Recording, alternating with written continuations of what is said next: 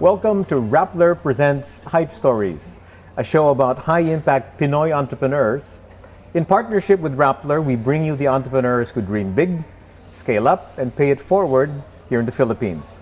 I'm Manny Ayala, and on the show today are the power couple Angeline, Tham, and George Royeca, the founders of Angkas. Angkas is the leading motorcycle ride-hailing app in the Philippines. No strangers to the world of entrepreneurship, we'll dive into their journey in revolutionizing transportation in the Philippines. Welcome, George and Angie. Hey, thanks for having us, Manny. Thank you. Okay, so as the introduction suggests, this will be an act or a play in 3 acts. Act 1 will be dreaming big, Act 2 will be scaling up, and finally we end with Act 3, which is paying it forward. Great. Okay, but before we jump into that, a super important question. How did you guys meet? How did you guys end up as a couple? Depends on who you ask. Okay, I will start with you because I first want to get to the truth.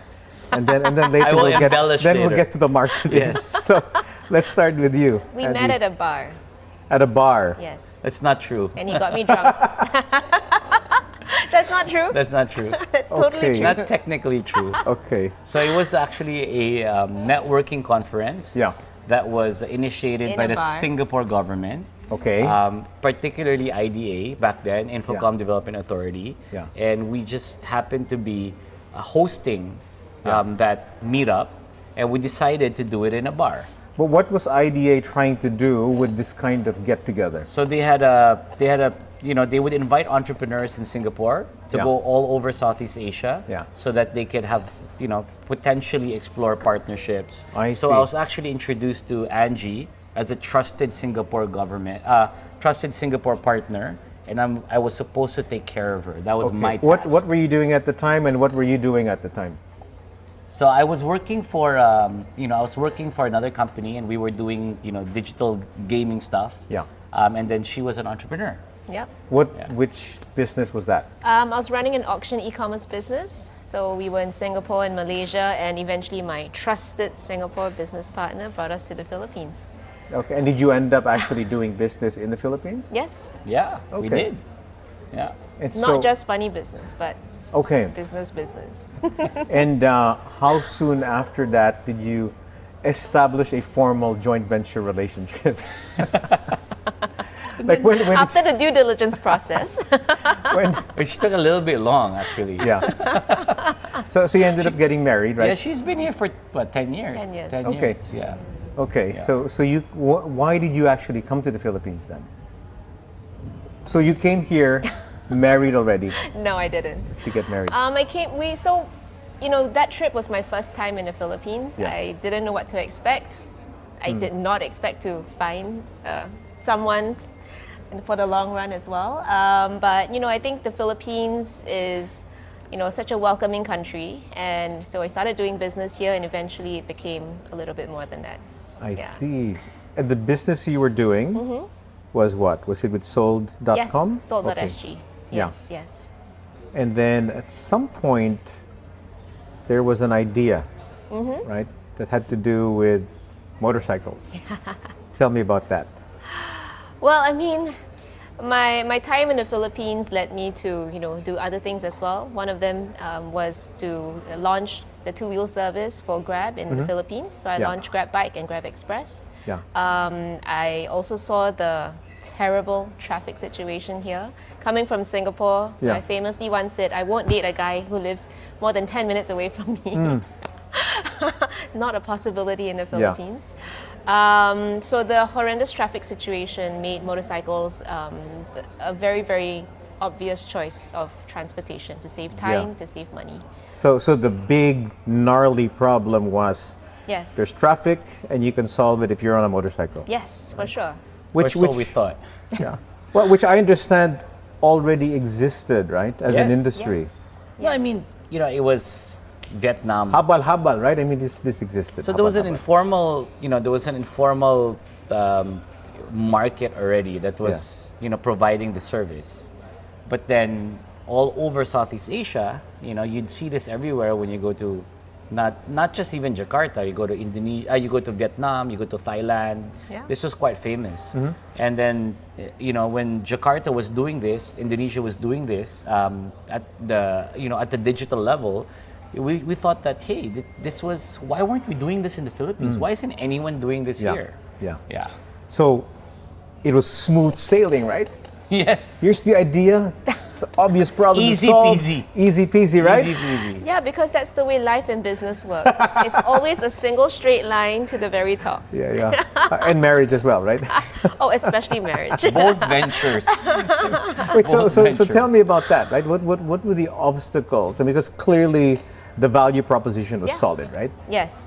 And not only the value proposition, so that was on the customer side, but on the biker side, we were also solving a very strong need for employment, right? A need to be able to earn more than minimum wage, which is what most people make, regardless of how long they've been working. And How many- 10 US dollars a day. $10 a day. 10 yeah. US dollars a day. Yeah. Right. So And that's how not- big is the bike? What do you call them? Bikers? The Bike- drivers? At that time? The rider, Or what do you call where them? we are now. At that time, how many bikers were there? So in Angkas? Informally.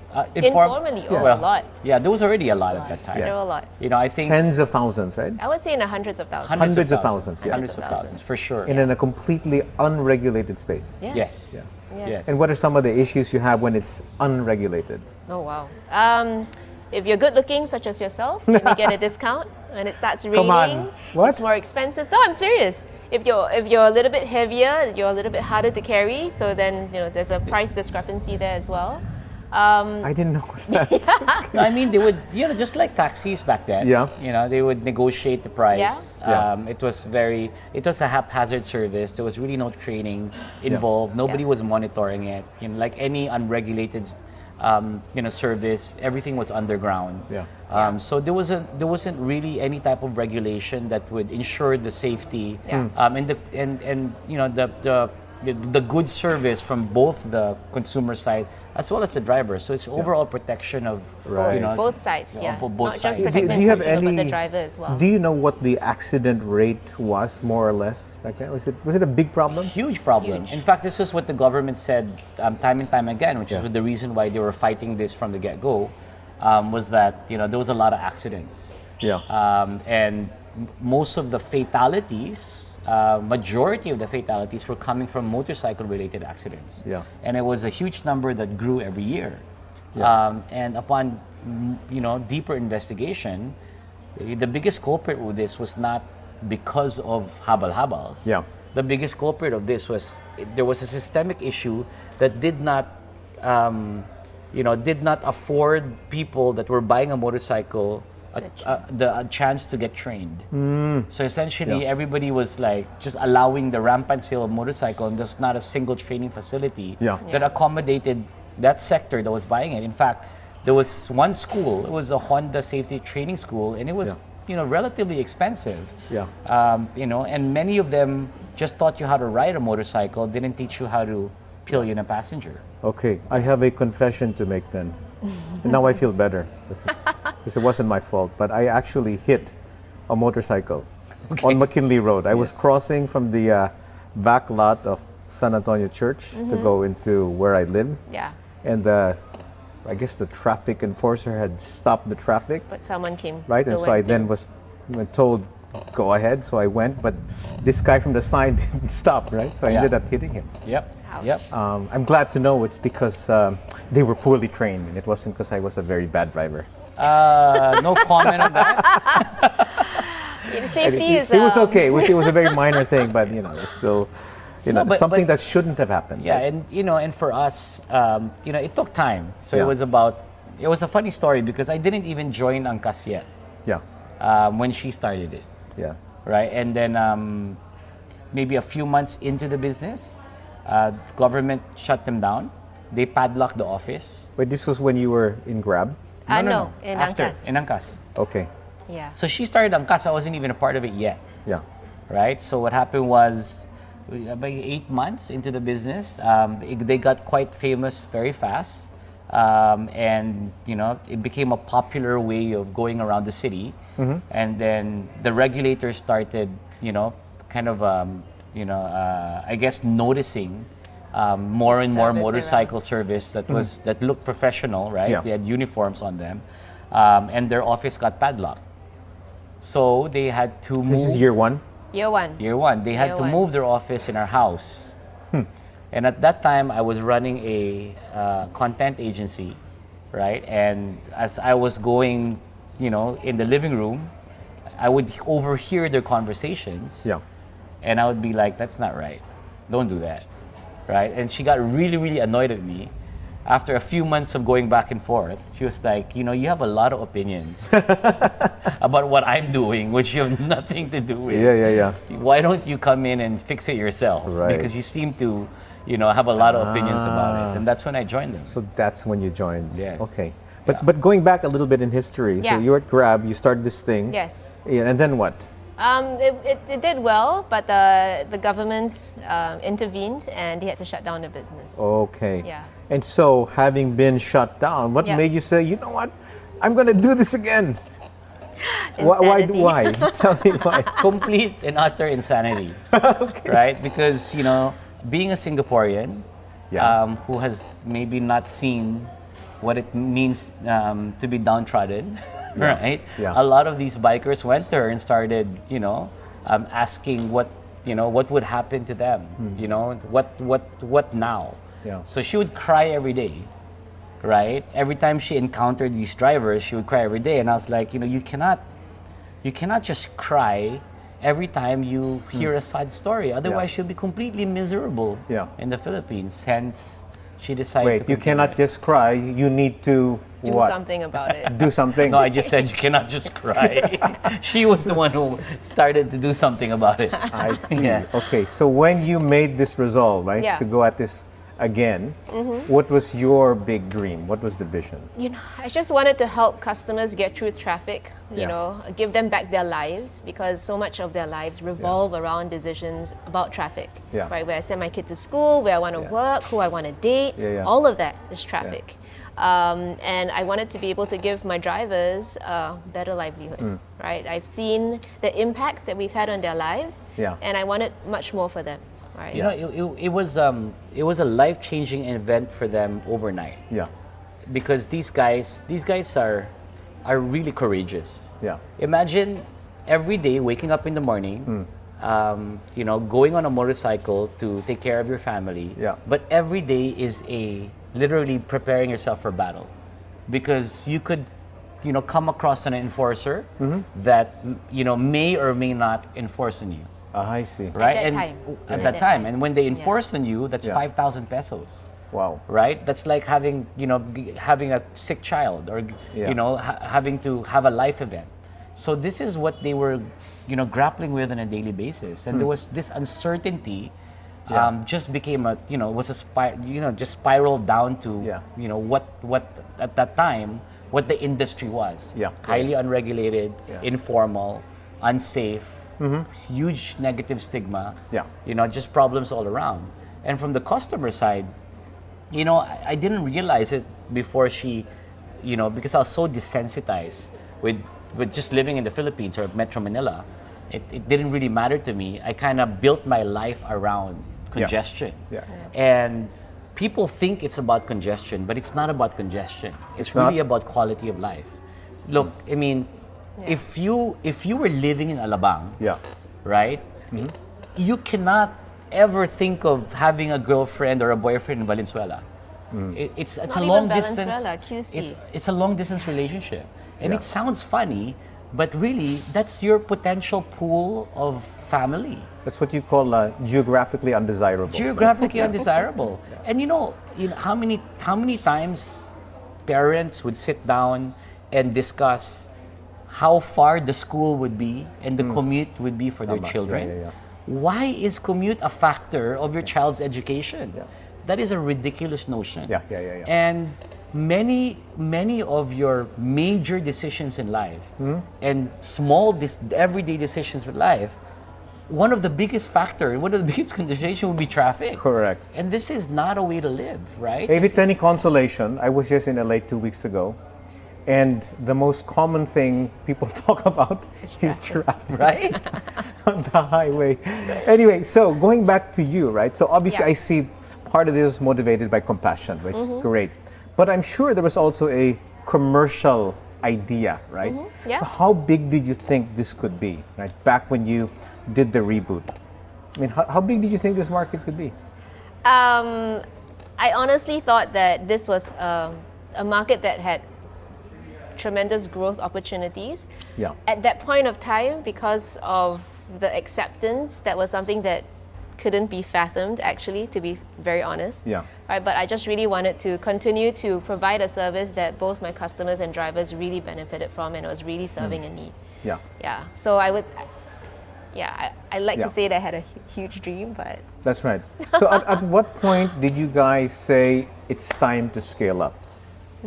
When did that epiphany come? Or was it like stop, start because of all these government shutdowns? So the first 3 years was tough.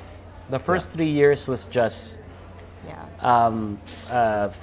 solving the problem right in front of us. And every December season or closer to the towards the fourth quarter, the end of the year, we would get shut down, right? And we would have to rebuild the company from scratch. So there wasn't a discussion of scale. Yeah. There was just a discussion of survival. I see. And she was right. You couldn't really fathom the business potential. But as we kept growing, or as we kept getting shut down and getting, reopening the company and restarting, and we kept growing, we kept increasing our community, we kept increasing our base. Yeah. And in fact, the third time was really when we told ourselves that, this is something that is beyond us. In fact, It's special. we got shut down on a Friday. Yeah. And then on Saturday, we were talking about, we talked to each other about, giving up many times as an entrepreneur.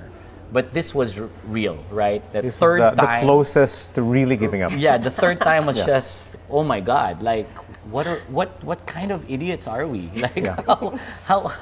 how much more can we take? And then Sunday came, and we got a phone call in the morning and said, hey, go to EDSA. And we were going to EDSA, and right past Robinson's was the flyover overlooking Corinthians, going to Temple Drive. And we had to stop the car because there was just a sea of blue bikers, and we went to You're giving me goosebumps. yeah, we went to Temple Yeah. Drive, Wow. and and then it was all of them, Wow. right? Yeah. Saying, really told us not to quit. And Yeah. that's when I told Angie that this is lives at stake. Yeah. And this is the families that we can't turn our backs on. And that's when we said that, there was really no way we will Yeah. ever quit. Yeah. So how were you surviving financially? I mean, because if your revenue goes on and up, and your expenses keep staying on, then at some point you run out of money. You know what? There's a lot of talk about ride-hailing being unprofitable, which it is. But I think because it was such an established industry, we learned a lot from, what's happened in the past. So we were very conscientious in the very beginning in terms of the unit economics. Yeah. So we didn't really, because we couldn't fathom the scale part, we were going from one problem to another, and our time frame or our window was quite short. We were able to, so to speak, make tawid. So we kept the cost structure quite low, and for us it wasn't grow at all costs, because it was just not die at every turn. Grow to live another day. Yeah. It was just to survive one more day. Yeah. And that's how we I mean, live. had you raised any money at that point, or were you No. just funding this out of your own pockets? So it was from what we had, right? Yeah. It was just really From your savings? Yeah. No. It was from the business itself, Yeah. right? And No, it but was a to small get it team. started, how did you? Outsource app, lots of ways. Yeah. Yeah. Okay. But we also pivoted to deliveries. So revenue wasn't zero. Yeah. We still had revenues. Yeah. This was Just, pre-COVID, during COVID. Pre-COVID. Pre-COVID. Pre-COVID. Yeah. So the big rally was pre-COVID. Yes. Right? Yes. 2019, Right. December. I would And say then- like there were 30,000 drivers out there. Yeah. It was crazy. And so And, you had, and that day, hashtag Save Angkas yeah. became the #1 trending hashtag in the world. Okay, so did that lead to a change of heart by the government? Definitely. What happened? How soon So after we already that? had a pilot at that time, but then there was still some issues in terms of the framework, Yeah. and that kind of cemented and established the regulatory framework that the cat's fully out of the bag. There was no more. Okay, let's figure out how we can shut down Angkas. There was none of that already. So we were so happy going into January. And we were like, nothing's gonna stop in us 2020, now. I was like, Right? oh my gosh, this is it. This is it. After 3 years, we are going for gold. And this is when we were like, okay, now we can scale Yeah, to the the rest of the government country. is like- This is gonna be a gazillion bucks Just to be clear, so by Jan 2020, all the regulations had been sorted out. sorted out. You were now legit. Super legit. Okay. Ready to take right. on the country. Yeah. The Yeah. world is our oyster. Yeah. Nothing can stop us now. March of 2020 Yeah, yeah. comes. Well, don't forget, there was also the volcano, right? Yes, It there was erupted also a the little bit. So a little volcano. bit of That a was also in thing there, January. right? Yes, but still, the volcano. Oh, yeah. Okay. Nothing can stop us. Yeah. And then everything stopped. Yeah. On the March government shut down 2020. all transportation. Yes. All Yeah. transportation. So you were zero revenue for how long? During the pandemic, We had deliveries pa. we had deliveries. Yeah. We Because worked. you had started deliveries Yeah. pre-pandemic. So We had we still had deliveries. There was deliveries. revenue. It Yeah. was a Yeah. fraction of our potential. Yeah, yeah. Because Yeah. transport was really our core. Yeah. And then we worked with a lot of the different institutions, Yeah. restaurants, groceries. Yeah. And by that time, a lot of people knew our brand. Right. So we were kind of like the go-to. Right. And then we literally made ends meet, right? We just Yeah. went from one partner to another, one project to another, one service And to were the another. drivers able to make ends meet? The drivers were able to make ends meet. least We they were got giving something, them, right? We were giving them some Rice. work. We were Yeah. also giving them food. Yeah. Yeah. So everything that we had, Fantastic. we put it into Yeah. rice. And we did the unthinkable, which is to talk to our competitors. We talked to all our and we competitors said, and you gave guys away our need drivers. We will give you guys drivers. Wow. Because at that Wow. time we had the Yeah. largest fleet. Yeah. big. And then Yeah. we just told ourselves that,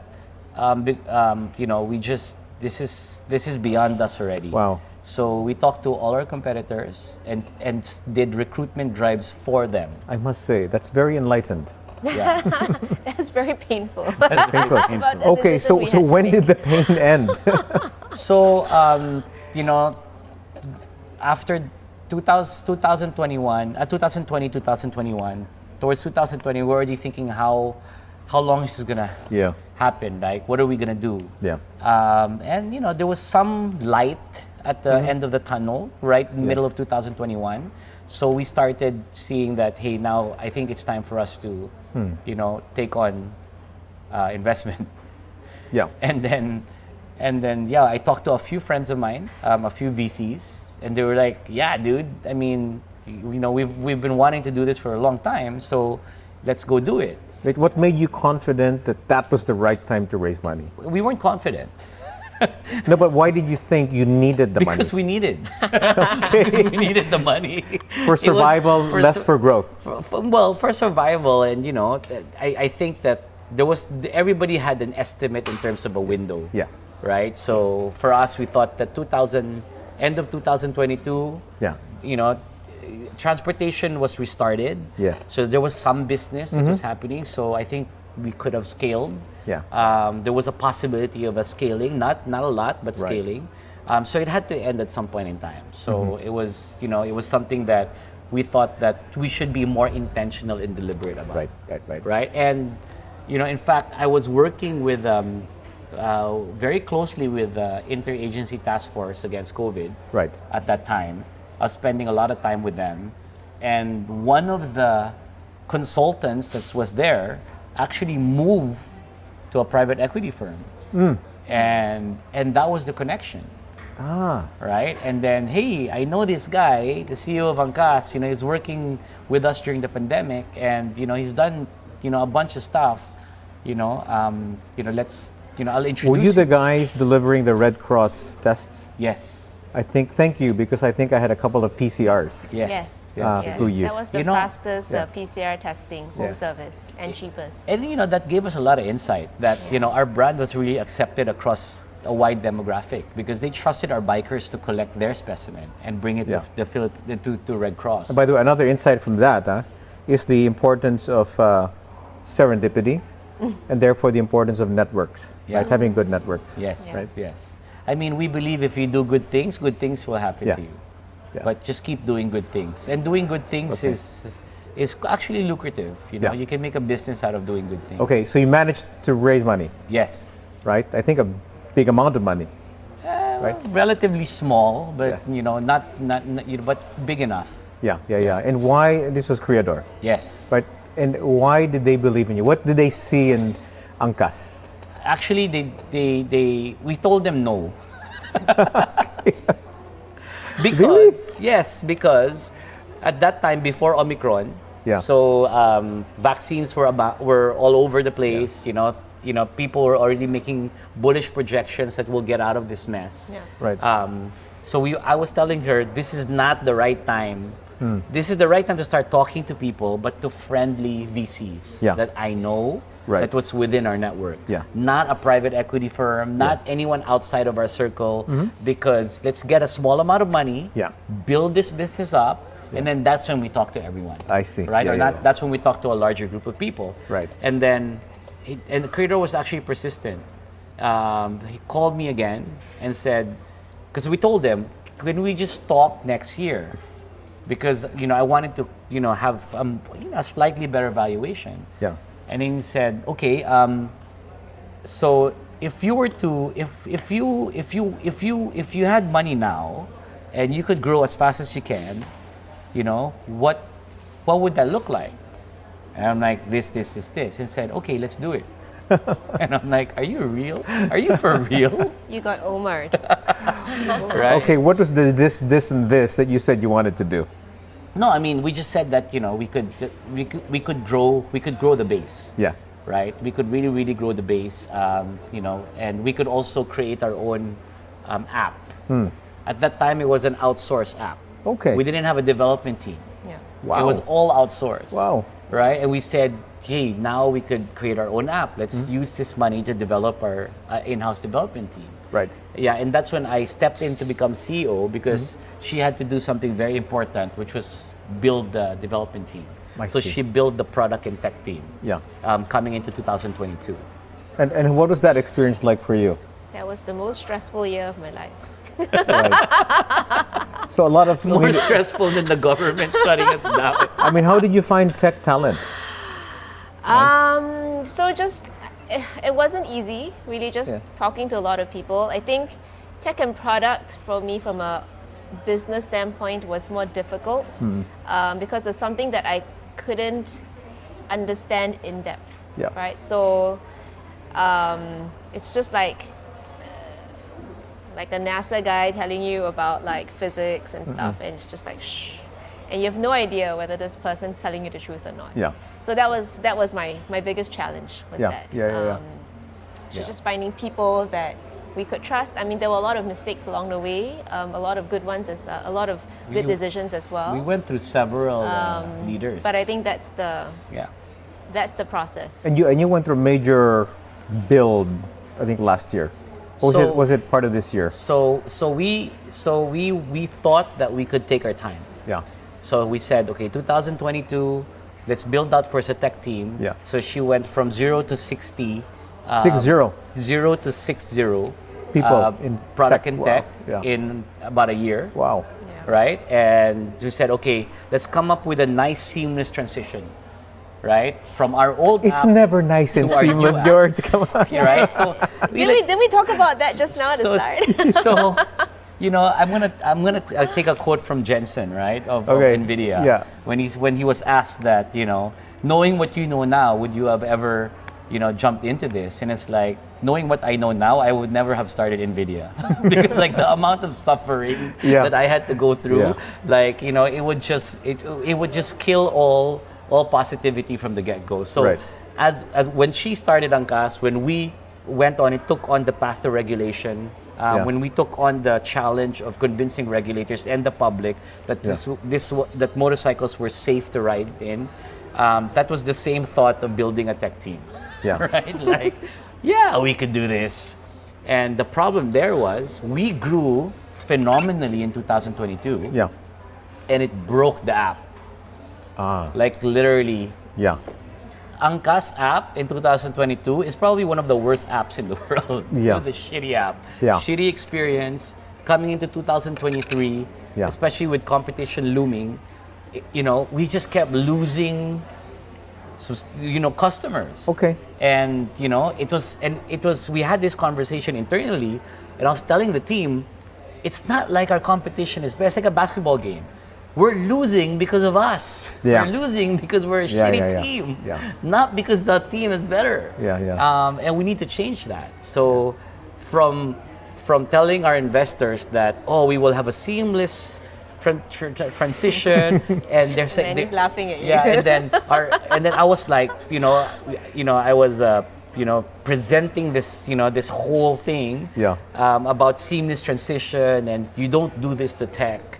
You have to build it like a building block, and you have to transition over time. You never it's suicidal to make a new app, turn this off and turn this on. Like a cold swap. It's suicidal. And then a week later, I was like, we have to build this app really fast, the complete 180. And then like our investors were super supportive. Oh, good. And he was looking at us with a smile. Those things I told you at the board meeting last week. Just kidding. That never even came up, by the way. Like, I knew what they were thinking. Like, what is this guy smoking? And I was telling them, we have to turn off the app and turn it on. That's the only way to go. That is the best way to go. And by the way, we need more money to do it. It took us 8 months to build an app, new tech stack. Actually, between the two of you, who does most of the wooing when you need to convince somebody of something major? Is it you or is it you? Take a guess. Well, you're quite charming. You can be charming in your own way. So I don't know. It's a toss-up. So I convinced them of the initial idea. I convinced them of the initial idea. And she now steps in to actually tell them how the actual work will happen. The extent of the work that they just said yes to. Right? So. And now that's done. Now that's done, right? So now we're in this era of competition. Yes. Right? And some of the competition is much better capitalized, right? Very experienced. How do you deal with that? So, we now have 100 product and tech team, the organization. And I'm very proud of what we've accomplished because our competition has 2,000, an army of 2,000 developers. And we were able... doing it for 15 years. And they were doing it for 15 years. Sorry, is that army here or is that army in like HQ somewhere else? Everywhere. It's everywhere. Everywhere, but it's the same tech stack. Right? Yeah, so they don't have any here. Yeah, we're going against global behemoths, global giants, right? In the tech space, right? And it's not even a regional giant in a tech space. The development team is world class. We have 100. And they have experience, and we've been there for 2 years. We've been a transport company for maybe the first 5 years, and then a tech company for the last 2. And we built this app, and now it's going head to head with our competition, and it's going head to head at scale. How do you differentiate against these guys? So what's the strategy to be different? So let me break that down, right? Like for me, you always have to innovate. There is no innovation doesn't stop. There's no such thing as, this is an established tech industry or an industry, and there's no more room for innovation. We've done everything. So going back to the first 3 years, they said that it was unsafe. we realized it's unsafe because there's no training. So it's a systemic issue. Nobody really goes to training to be able to ride a motorcycle and get a license. Yeah. Right? So a lot of people ride a motorcycle because they've ridden a tricycle once in their life and they feel like they know how to ride a motorcycle. But a tricycle never falls down. So that is their concept. Yeah. So we really had to dig deep and realize this insight. Right. So we created one of the best training curriculums in the entire world. Yeah. And I'm telling you, this is a world-class training curriculum. Why? Because there's absolutely no training curriculum for pillioning a passenger. None. I am going to guess that the impetus for the training came from your lovely wife. Of course. Right? I talk the talk, she walks it. Who's very organized and buttoned up and careful, right? Yes. And you know, we And wants to make sure nobody dies. You know, Didn't cut any corners. You know, Yeah. we didn't cut any corners, and you know, and when we were growing, you know, we were having conversations that, hey, maybe we can hasten this process, and she's like, absolutely not. And this is what actually saved us in the end. Yeah. We worked with a company in the United States that was doing motorcycle safety training for the U.S. Marines. Wow. And we co-developed that curriculum. Why was it so important for you to make sure that you got this right?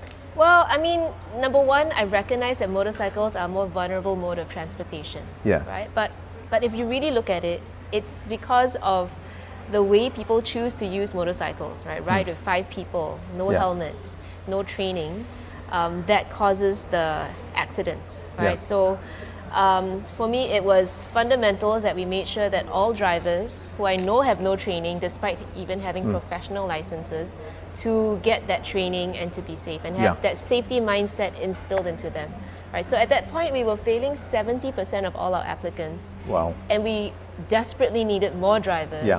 But I was just like, guys, we have to make this a core pillar of the company because it's our responsibility, right? Okay, so admit it. Does having grown up in Singapore have anything to do with wanting to be safe and buttoned up? Maybe studying. I don't know whether it's my Singapore upbringing, but it's really just conviction that we have to do the right thing. Yeah. Of course, it's your Yeah. Singapore upbringing. You guys love school. Okay, so before I get to the next chapter, which is paying it for. Sorry. No, you're going to say something? Just on that, right? Because of that, we really changed the landscape, and I think beyond the metrics, because after hundreds of millions of rides, our safety record is our accident rate is 0.003%. Percent. That's 99.997% safe. Yeah. They're safer than condoms. Yeah. Condoms are only 98% safe, and we're 99. Public service announcement. That's a public service announcement, guys. What we've proven, okay, we've solved the quintessential question of why Filipinos, when they go abroad, they follow rules and regulations. But when they're here in the Philippines, they're so reckless in the way they drive. Yeah. Because if you really are serious about training the Filipino, you give them the right tools, you give them the right training platform, you give them, something to comply with, they will follow. Yeah.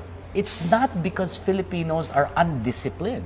Yeah. It's because they were not taught in the first place. Got it. And that's the problem with our country is education. Yeah. Right? And if when you educate them, look at our call center. Call center industry represents $30+ billion a year. They're one of the biggest contributions to our dollar reserve because they're trained. That's right. They're fully trained. That's right. That's and, right. And Filipinos, when you are not disciplined, they're not undisciplined. They're not, they're not unskilled. It is because of us that we have branded it and labeled that, that segment unskilled and undisciplined. Because we never took any, we never really, it took a Singaporean to really, create the foundation for, proper training. His question. Yeah. Wait, what question? Which question? He's so passionate. I say, But do you guys care at all if these well-trained riders who go through your curriculum end up with other companies? Yes. You care? No, You don't care? no. It doesn't matter whether they go to Angkas or not. Yeah. That's what I mean. We've trained more than 500,000 applicants. Wow. If we were a school, we'd be the largest school in the country. Okay. And we boast the safest, one of the highest safest record in the region. Okay, so your competitors, in theory, could cherry pick some of your drivers, right? They could. Without having invested in their education. That's good. But it makes our roads safer. Yeah. Okay, so everybody. going forward, what do you think, No, in fact, what do you observe as the basis of competition? You and some of these more well-capitalized, more experienced players. this type of insight, right? Are because in other countries they never had this type of stigma. So they never had to plug this weakness. Yeah. This was not seen as a weakness to begin with. Yeah. They were able to push their service. That's why until today we still have one of the most safest bikers. Nice. We still one of the most highest records. And people recognize that. People recognize that when you ride an Angkas, your safety is almost guaranteed, right? Yeah. It's very, very high safety safety record. And creating that ecosystem and taking care of the biker, taking care of the micro needs of that biker is really what we excel. Yeah. Before Angkas, there was no training. Before Angkas, there was no insurance. Can you believe that? We were selling motorcycles rampantly, but there was no accident insurance for scooters and small bikes, only big bikes. Yeah. So we created that insurance scheme. So these are the types of innovation out of necessity that are big problems to us. Big problems, but they're actually opportunity. Yeah. You know why they're opportunities? Because they show our weaknesses, and now we're able to plug that weakness and become stronger for it. Which is why right now, even with regional competitors, we're competitive.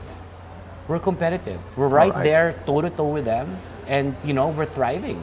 David, in the midst of Goliaths, Yes. thriving. I think for me, we care more about our drivers, and I think our drivers know and feel that. Yeah. And I think in the long run, if an Angkas biker chooses to be with us, they will have a much better life.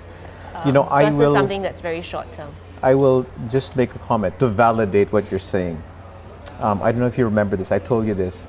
This is 2 years ago. I was walking on, was it 5th Avenue in BGC? You're driving. I was driving. You guys I saw were walking. Yeah.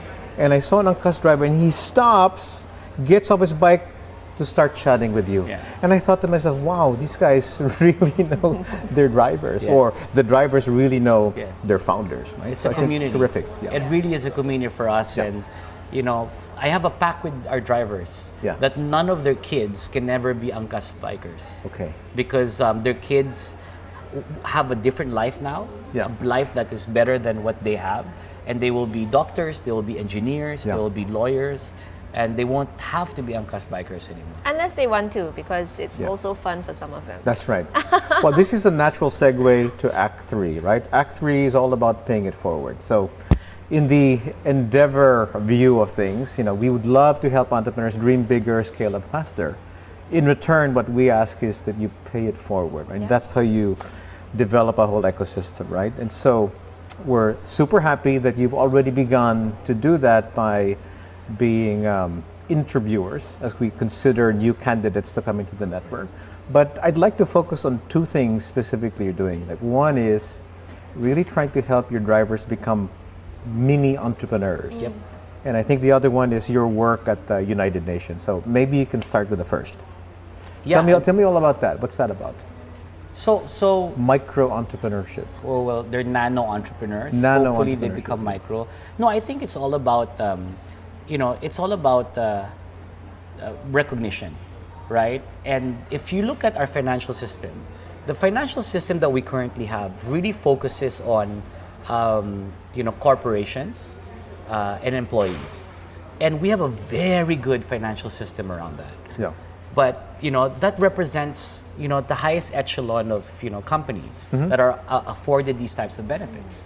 And then there's what you call the MSMEs that we realized that existed, which is 99% of all companies. Yeah. And we did not force fit them into the formal financial system. We created an entirely new financial system for them. We have SME lenders. We have a law that's specific to them. And I think this is a hidden gem. This is an unpolished gem of workers, informal workers, not just motorcycle taxis, but all other informal workers, boatmen, tattoo artists, all of those guys that have yet to be recognized. Right. And we want to create a model for that. They've yet to be recognized because they don't fall part of those existing parameters of either the formal system, the categories of the formal financial system, or even SMEs, MSMEs. But they are contributors to the economy. The largest tax base is VAT, it's VAT. Yeah. Every single person does not escape it. Every time they go to Jollibee, every time they buy a bar of soap, they contribute to the economy, but they are not afforded any of the benefits because they're considered informal. Yeah. Which doesn't make any sense. Right. And we have to create a system that recognizes them. And this is what the Angkas system has created. It's created a system to recognize informal workers and then become the liaison to government. Yeah. So now, just last November, Pag-ibig has now recognized them. You can be a self-employed Angkas biker as the nature of business in Pag-ibig to be a contributor. Next week, we're going to be working with SSS. That's and cool. then next month, it's going to be PhilHealth. Yeah. So now, what have we accomplished? Not only have we taken 50,000 bikers with this experiment out of the poverty line, they are now officially part of the formal economy. Fantastic. And this is what we want to share, not just in Metro Manila, but across the entire country. Because if we can make them recognized by the government and be part of the formal economy, we can change a lot of lives, generations after generations. Terrific. But it's Yes. not just about that, right? I think it's also a mindset change that we're trying to educate our drivers. Because when we first started Angkas, it was about our drivers would like stop work at 12. Yeah. And we're like, oh, why are they stopping work at 12? There's so many customers. And it's because they made 500-600 pesos and they're like, That's okay. I'm done for the day, right? So because they just wanted to, their ambition was to put food on the table and Pwede buy na. a drink. You know- Pwede na. Yes, there's a pwede na attitude. Yeah. We asked our bikers, what is your ambition in life? You know what they told us? What? Their ambition in life is to put food on the table and take care of their families. Yeah. And that broke my heart.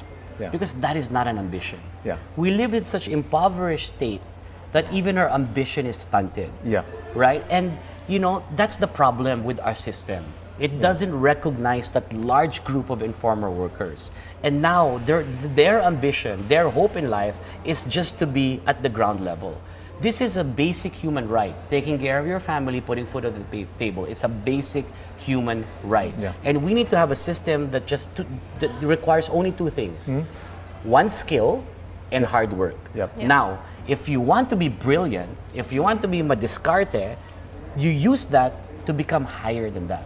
To become a millionaire, to become a successful businessman, to become other things, but not to take care of your family. That's why I hate the word, Filipinos are madiscarte. I hate that word. We don't have to be madiscarte. What we need is a system that recognizes the work that we do and rewards that for us so that we can just live that basic human standard of living. Yeah, so I want my bikers to dream bigger, right? It's a part of our topic. So it's really like, don't just dream about putting food on the table today and tomorrow, but dream about, sending your kids to school, not worrying about bills when someone falls sick. Have a second business so you can have a dual income family or more, since there's, normally like one person supports like 5 to 10 people, right? And then, own your own home, right? And then you can retire, you have security, you have insurance. Yeah. So that's the journey I want for our bikers. That's something that I want them to believe for themselves. So if you can, learn a skill, which is riding a motorcycle responsibly, taking care of your customers.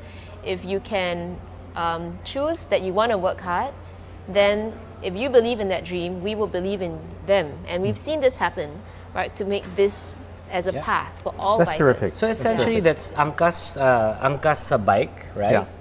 That's Angkas insurance. Yeah.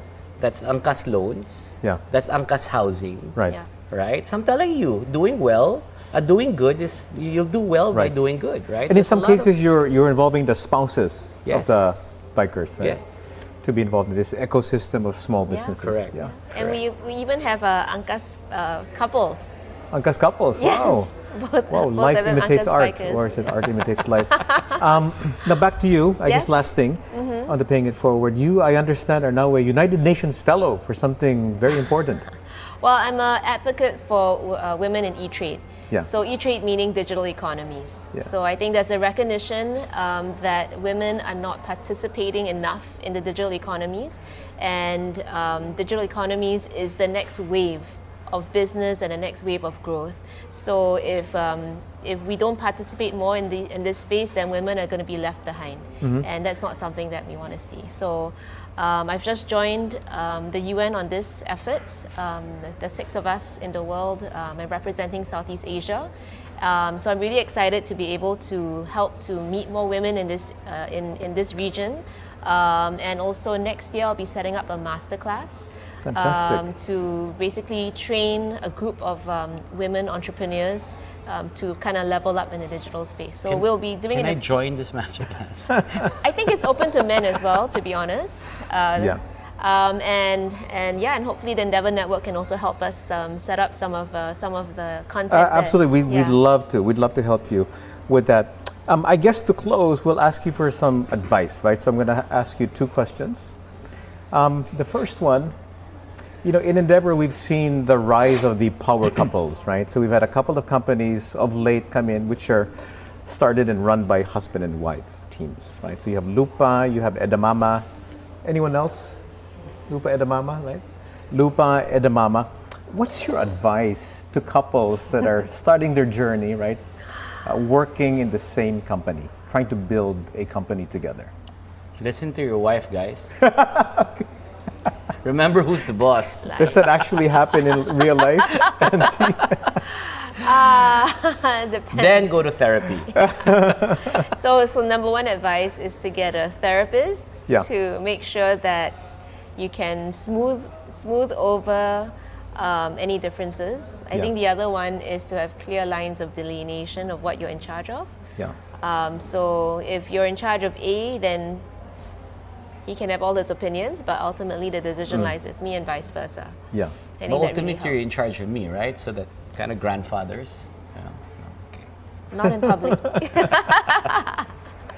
I mean, is any of this written down, or is this more a verbal agreement? She's Singaporean, dude. There's a prenup somewhere. And then vis-a-vis, trying to have family life, because you guys have kids, right? How do you think about that? I think you need to know exactly what your goals are. The problem with us, I guess in general, and even those entrepreneurs, is that they have a goal, but it's a fuzzy goal. And when you have, the higher your goal, the bigger the shit sandwich. Yeah. Right? So you need to know from the very beginning what your objectives are. We actually have a number. And for us, that allows us to manage our time with our family as well. Yeah. So family time is very important. It is not something that we do after, and it's not something that we balance because, it's all about managing energy, right? When your work energizes you, even if you're so tired, you're still energized. Yeah. And then the family life, also provides you all that fuel to go back to work. So I think it's a harmony between the two. So, but you need to be able to know what your objective is, and you need to be able to see that very, very, very clearly, just so that you don't overwork yourself for nothing and think that's what's going to make you happy, when in fact it's your son that can make you happy right now. Yeah. Okay, last question. You want to add on? Oh, sorry, did you want to add something? Do you want to have a rebuttal? I think it's always a struggle though, despite having clear goals. It's always a struggle to manage family time and work time. But I think that's why we have to be very intentional about the time that we spend together. Yeah. His school is just down the road, so he can come over to sit into meetings, play on the slide, right? Yeah. And I think ultimately it's also having a good support system to ensure that your child does not feel So, he's all so alone, PR and right? reality. Yeah. Right? It's in reality not that easy. And this is one of the reasons why I think, women also tend to think that it's difficult to run a business and be a mom, right? So I just want to advocate that it's never going to be perfect, but it's possible to do, right? And I just hope that more women come out into this space, right? Because I think if we have equal women participation in Southeast Asia alone, there's going to be $280 billion more in the economy just with women participating. So that's a staggering amount. Okay, last question. Increasingly, I'm seeing a lot of young Pinoys, right, who work overseas, right, starting to think about whether they should come back and start something here. Is now a good time to start something in the Philippines? Yes. Before we fix everything. While there's a lot of things broken, there's a lot of opportunity. Yeah. So yes, definitely now. Now is the time to put in your thinking cap and then solve a problem. And the Philippines, there's so many problems, and those are all gold mines waiting to be uncovered. Okay. Yeah. So all you aspiring entrepreneurs out there, listen to George. Now is the right time to come back and build a business. Okay, so with that we end. You guys are awesome. Thank you so much for coming to the show. Thanks, Manny. I think we're over time. That was Angeline, Tham, and George Royeca, the dynamic duo behind the leading motorcycle ride-hailing app Angkas. Angkas, tara na! Thanks for tuning in to Rappler Presents HIPE Stories. Follow HIPE on Facebook, LinkedIn, and Instagram. Also, follow Rappler's YouTube, Facebook, X, Instagram, and TikTok.